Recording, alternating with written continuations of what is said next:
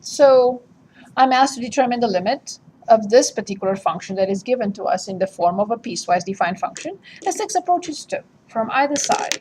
Any suggestions? We talked about this. What will be the first step? What do I have to do first? Yes, please. Do each side separately. Excellent. Limit of f of x as x approaches 2 from the left is limit as x approaches 2 from the left from what?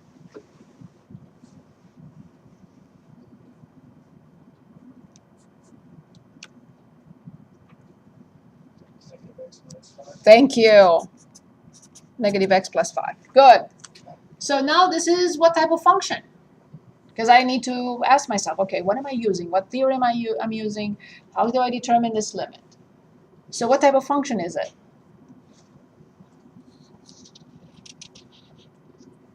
Yes. Why did we pick negative x plus 5? Can anyone explain why did we pick negative x plus 5? X. Exactly, because x is less than 2 and this is x less than 2. Very good. Just checking. Okay, so then what type of function is this? Linear. In other words, polynomial. So how do I determine the limit of a polynomial function? Good. So what is it? How much?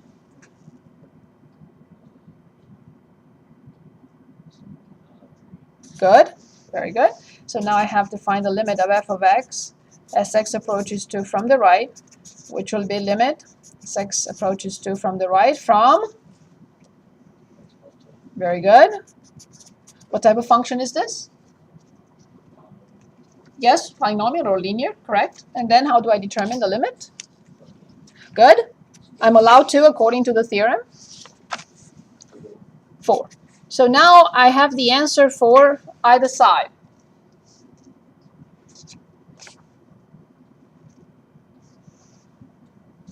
Because this is what I'm asked to find. What will I write as the answer? 9. Perfect. Indeed, it does not. They're not the same. Exactly. Because, see, what I'm asked here is, what happens to when x approaches 2 from one side and 2 from the other?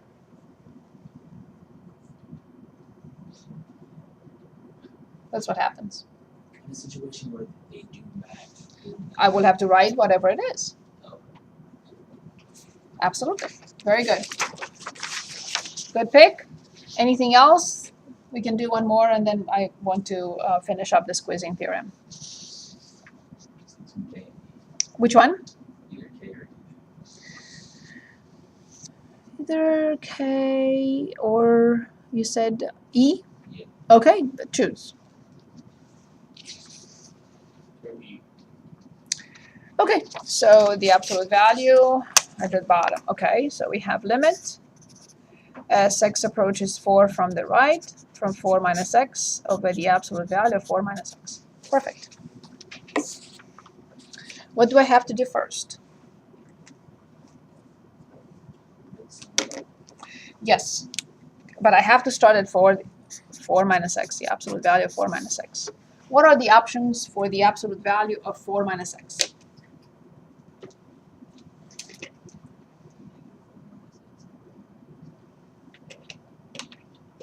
That would be the second one, but it doesn't matter. The order is not important, but yes, you're right. I'm assuming you said parentheses. Okay.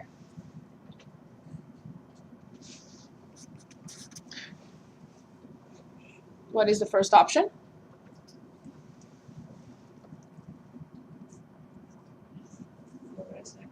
Yes? So that's the formal definition of the absolute value. So let me refresh your memory. Anything in absolute value equals anything that inside if this is greater than or equal to 0. Or is the opposite of itself if the same thing is less than 0. All these have to be identical. All these 5 quantities have to be identical. This, and this have to be identical. So as you see, I have this, 4 minus x, 4 minus x. All these are identical. That's the formal definition of the absolute value. Formal definition of the absolute value. Yes, this is not enough. I have to simplify this. I have to solve these two inequalities. Actually, I only have to solve the first one. What is not here, it will be here. So I only need to solve one or the other. So then, going back, any questions? Any questions so far? So one more time, 4 minus x, again, simplify, is 4 minus x. When I solve this, I will move x to this side, and I will be reading it from this side. X less than or equal to 4. If this one is less than or equal to 4, this must be greater than 4. They cannot overlap. Any questions so far on this? I haven't done much. I only simplified this portion, but now I have to simplify this whole thing. So I have the absolute value, which I know it happens to be this and this for that situation and this for greater than 4. So now I will write our function 4 minus x over the absolute value of 4 minus x, and I have two options. Can anyone read the two options or give us the two options here? One Exactly, but be careful now. When x, is less than exactly. How come that I can no longer write equal? oh, right. That's Because the denominator would be 0. 0, and the expression would be undefined. Good. What is the second option? If x, that's it. Finally, I have the simplified form of this.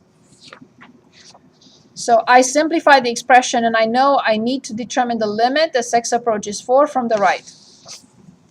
So from this expression, limit as x approaches 4 from the right, from 4 minus x over the absolute value of 4 minus x, is nothing else but limit as x approaches 4 from the right, from what?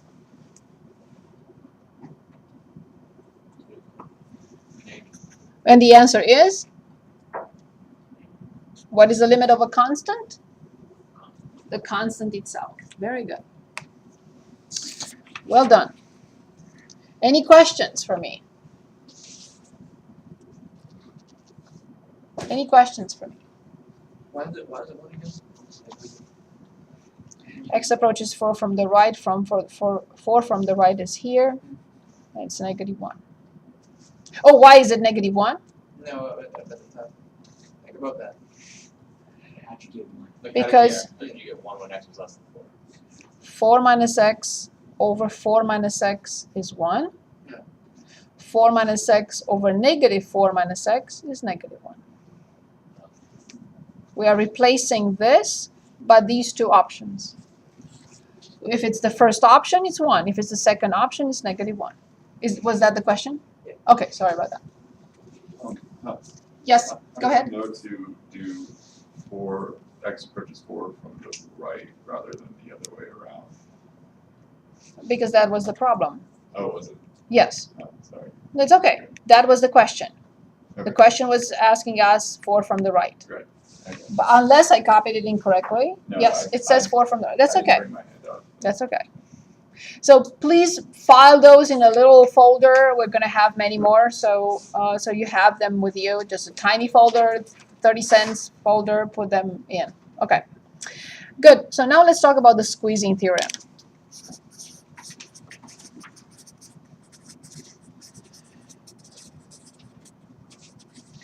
Okay.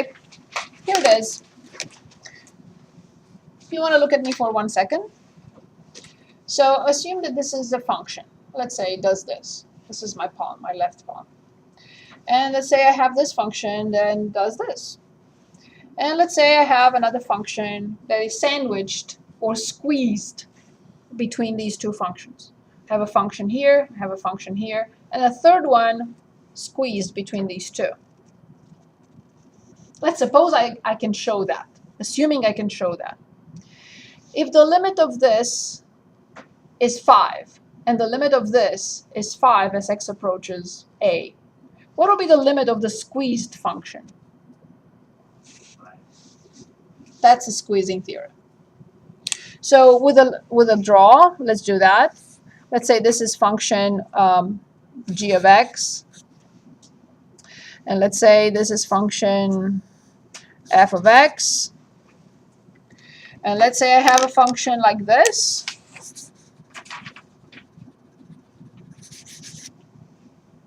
which is h of x, and let's suppose I tell you that this is a, and this happens in a vicinity of a. I don't care what happens far away from a, but in the vicinity of a, I can show that h is squeezed, sandwiched between f and g. And now I'm telling you that the limit as x approaches a from either side, in this case, of f of x, and the limit of g of x as x approaches a from either side, they both exist, they both equal, and they are equal to L. Then I'm going to ask you from these two conditions or hypotheses, what are the two hypotheses? The function must be sandwiched, and the limit of f and the limit of g must exist, and they must be the same. Right? I'm asking you now, what is the limit of h of x as x approaches a from either side? Mandatory. L. We automatically assume, so we found that if we're doing a squeeze theorem, we automatically assume that the limit of f of x is equal to the limit of g. No, I have to show that. Yes, very good point. Yes. I'm going to illustrate this with examples. Yes. Now, the question is, why do I really need this? Yes, Tony, go ahead. Hey, this is, I guess, like a theory question, but Yes. does that apply to like all functions, including like trigonometric functions? as Any well? function near a, not near a, Okay. near a, assuming that I show that the middle function is sandwiched near a, and I show that this limit exists and this limit exists from these functions, and they're both the same. Okay. So, when do I need this? Don't I have enough? I have factoring, I have simplifying, I have rationalizing, I have piecewise defined functions. Why do I need this? Yes, please. Maybe like function like h of x is, there's no formula for that function. It is possible that it is not even given to us. Absolutely. So this is a special case in which the squeezing theorem can be applied. It's a case in which basically nothing else works. Nothing else works. So let's look at an example. Remember, I have to show two things. I have to show that the function is sandwiched between those two near a. And the second thing is I have to show that the limit from the top function and the limit from the bottom function both exist and they are the same number. Only then I conclude, based on these two hypotheses, oh, okay, the limit of h, which I can not determine in any other way, must be this as well. Yes, please. So in Yeah. a situation like this, are we always going to be given f and g? Nope. Could be a case where like we get f and h and g. You will be always given h. Always given h. If you're, yes, you will always be given, I shouldn't say always, you will be interested in h or given h. Okay. But you may not be given those two functions, the upper and the lower. But we would at least get two functions.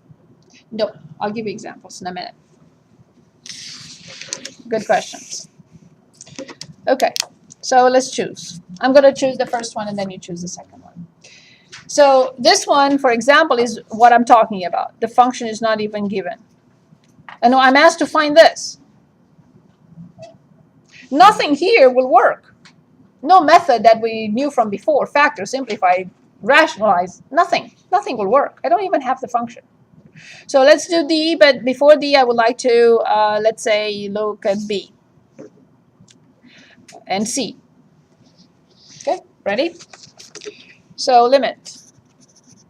As x approaches 0 from the right, from cosine 1 over x. I started with the one that doesn't work. It doesn't have a limit. So I'll come back to this one. So let's start with C. Because I need to show you the theorem, not start with an example in which the limit does not exist no matter what you do.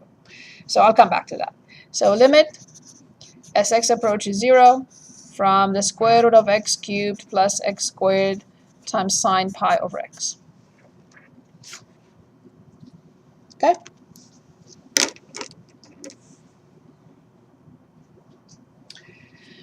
Where does this go?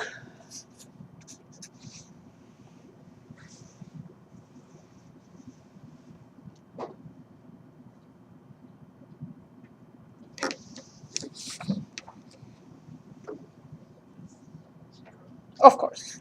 Where does this go? Pi over 0 is undefined. Sine of undefined is undefined. DNE. I have no idea what that is. So nothing works in this case that we know of. We can rationalize, we can simplify. You can rationalize that. Even if you do it, that's not going to help in any way. So there must be something else. And here's how I start. I have to start with a trig function because I know something about it. What do I know about sine x as well as cosine x? I know something very special about these two functions.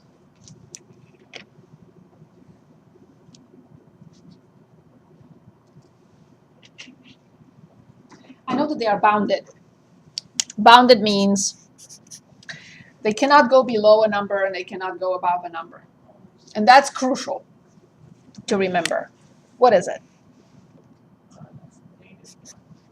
Indeed. That's my starting point. So yes, Tony? What is cosine's boundary? Same thing. Yep, same thing. Negative 1 to 1.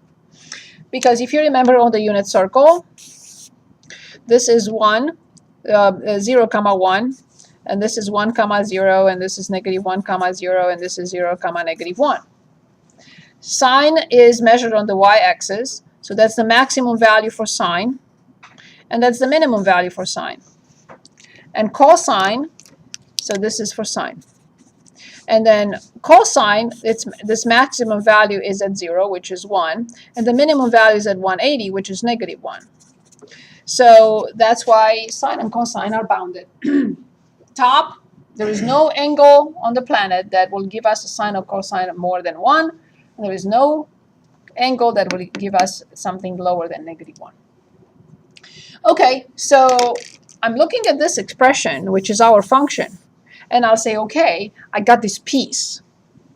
But how do I get this product? Because the function is a product of whatever times sine. And then I look at this and I say, well, as x approaches 0 from the right with 0.1, this will be a positive number, of course, and the square root will be a positive number. What about from the other side? Negative 0.1. This is a smaller number than this one. The square will cover the cube. So then this is a number greater than or equal to 0. Why do I need that? Because of course I'm going to multiply all three sides by this. And I have to make sure that it's positive.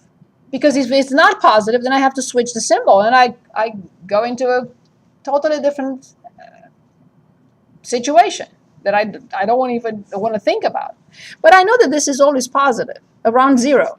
I don't know what happens at negative 1. I don't care. Or positive 1. Or I care about the immediate vicinity of 0. It turns out that this expression is always greater than or equal to 0, near 0. So I'm going to say I'm going to multiply by it, all three sides. So now I have negative the square root of x cubed plus x squared less than or equal to the square root of x cubed plus x squared times sine pi over x less than or equal to the square root of x cubed plus x squared. I am allowed to multiply all three sides of an inequality by a strictly positive number. It is. Because it is, I wrote greater than or equal to 0, but actually it's 0 only at 0. So I should not even think about that. It's strictly greater than 0, because it cannot be 0. I cannot plug in 0. So that's all I needed, strictly greater than 0. Okay, because I cannot multiply by 0. I'm not allowed to multiply by 0 of an inequality.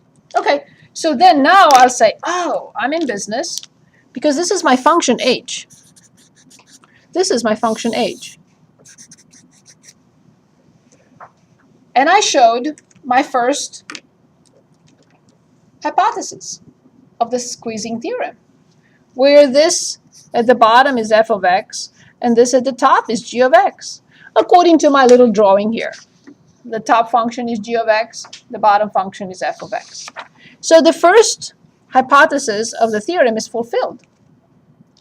I showed the sandwich, or the squeeze. I have a bottom function, I have a top function near 0. What about the second hypothesis? Second hypothesis is requiring us to show that the limit as x approaches 0 from either side, from negative the square root of x cubed plus x squared is, and the limit as x approaches 0 from either side of the square root of x cubed plus x squared is, they both have to exist. If they exist, I cannot make them, but they both have to exist and they have to be the same number. And then I'll say the squeezing theorem is applicable because I showed the sandwich near 0. I showed that the limit of the top is how much?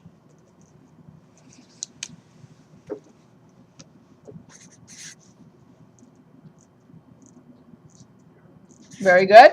I know that the limit from the bottom is good. And now I can conclude from 1 and 2, I conclude that the limit of the square root of x cubed plus x squared times sine pi over x when x approaches 0 from either side is definitely 0 by the squeeze theorem.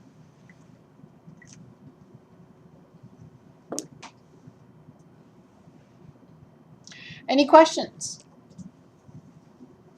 Yes? Could you just remember one more time why we were able to sub in minus x, the square root of x plus x squared and plus the square root of x plus x squared? Can you repeat the question? Why we were... Like when we were looking for h there, like why we were able to plug in minus x cubed plus x squared. I didn't.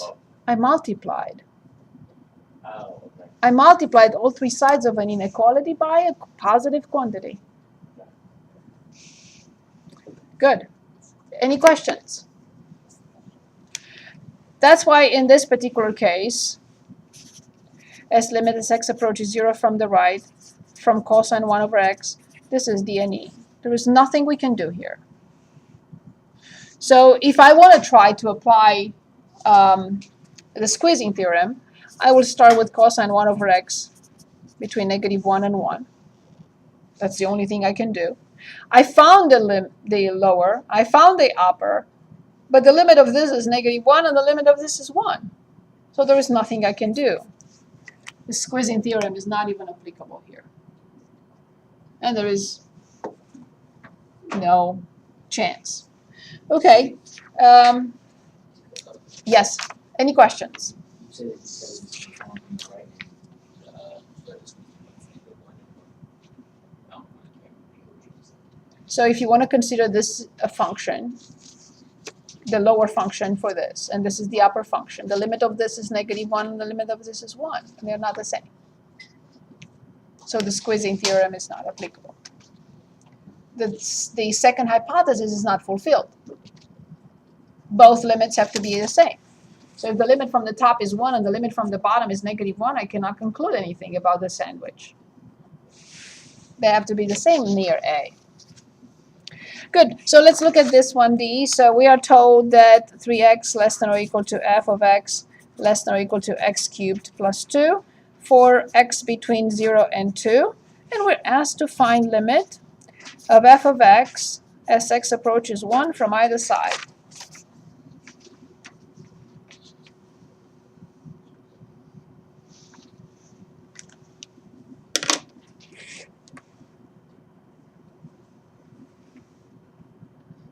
Any suggestions?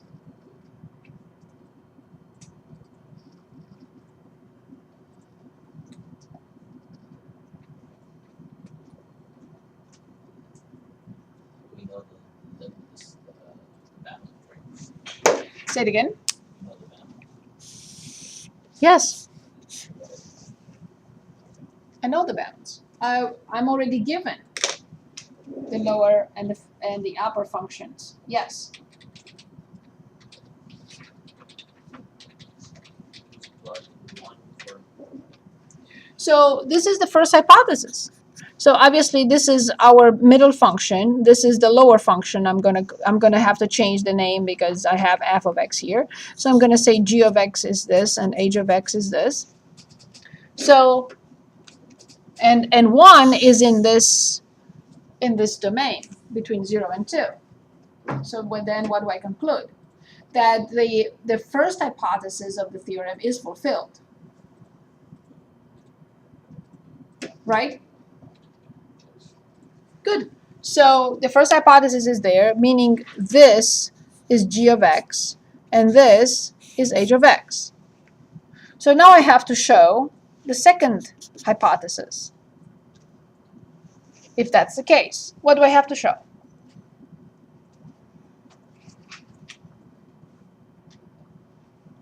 Please dictate.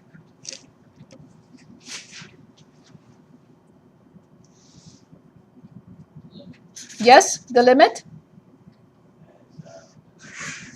Excellent. x equals 1. Limit of x approach 1, 3 of x, and 3 Which is? which has to equal to limit of x approach 1, x squared How much is this? which is 3 How much is this? also. Good. So if this approaches 3 and this approaches 3, by the squeezing theorem, what will this be, the sandwich approaching? That's it. By the squeezing theorem. So in this case, we did not have to find the bottom function and the upper function. They were given to us. We only had to prove the second hypothesis of the theorem, bless you, which said, show that both, yes. So the domain to mean like vicinity. Right, right, the vicinity of 1. Because if I'm told that the function is between these two, near 15, I cannot do anything about this. So that domain kind of gave you the inequality. Exactly. It told me that everywhere between 0 and 2, including at 1, the middle function is sandwiched. Because if I were told the domain, this happens, in other words, between 15 and 20, and here I am asking you what is the limit at 1, you're going to say, have no idea. But I'm telling you, this inequality happens everywhere between 0 and 2, which implies it happens at 1 as well. And that's why I can ask limit as f of x as x approaches 1. Any questions? How do we know it equals 3 to start off with? Okay, let's go back to the handout. F of x is a polynomial or a rational function, and a is in the domain of that function. Then the limit of f of x as x approaches a is f of a. So therefore, the limit as x approaches 1 from 3x is 3, because 3x is a polynomial. And the limit of x cubed plus 2 when x approaches 1, because this is a polynomial, the limit is 3. Since they both exist and they're both the same, then I can make the conclusion that from 1 and from 2, this limit is 3. Is this better? Okay, so I still have 5 minutes, so let's work on one more problem. I will let you finish this because we had an example today with 4 minus x and absolute value 4 minus x. We did this last time. This you can finish up. It's the same problem from the previous section. And let's choose something from here, one problem. We have 4 minutes or so. Now, how will you approach this one? And then I would like to do 8, but I would like to quickly talk about this, and I would like you to work on this. Both, exactly. Excellent. So I will have to multiply by the square root of 6 minus x plus 2, and divide by the square root of 6, bless you, and then also multiply by the square root of 3 minus x plus 1, and the square root of 3 minus x plus 1. Excellent. Both numerator and the denominator. Excellent. So I'd like to talk about 8, and then we'll stop. I do have my next handout for you, and I want to give it to you. Please keep all those safe. Of course, you can copy or print out more. So this is our 2.4, precise definition of a limit. And I'm going to make the next one the continuity term. Next. Okay, so let's read problem 8, because I would like to cement this idea that we already talked about.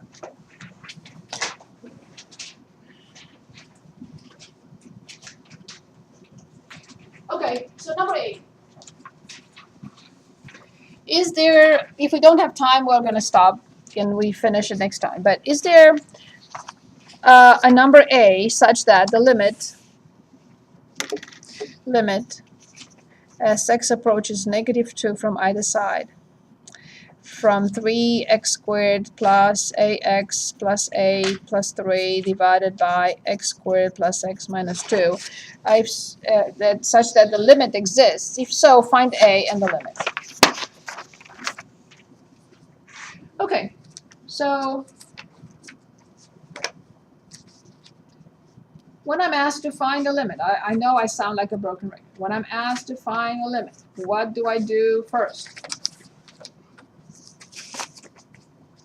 This is a limit. I have no idea what to deal with this, how to deal with this. So what is the first thing I need to do?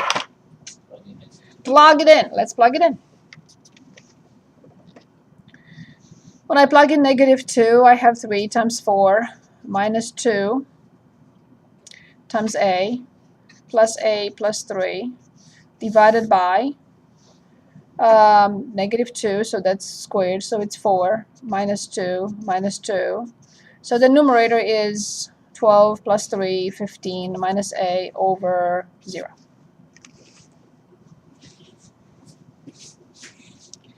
In order for this limit to exist, what has to happen? Have to be, Tony? 0. So that's my only hope. That's my only hope, that the top and the bottom is 0. And when I plugged in -2 in here, I got 0. In other words, what am I told? When I plug in 0 at the top, I got whatever. So if the denominator is 0 when I plug in -2, and I need the numerator to be 0 when I plug in -2, what do I know about the top polynomial? I know about the bottom polynomial as well, but I'm interested in the top one. So when I plug in -2, I have to get 0. So what must happen to the top polynomial? It must have a factor of X minus 2. x plus 2. Very good. So 3x squared plus ax plus a plus 3 must have a factor of x plus 2.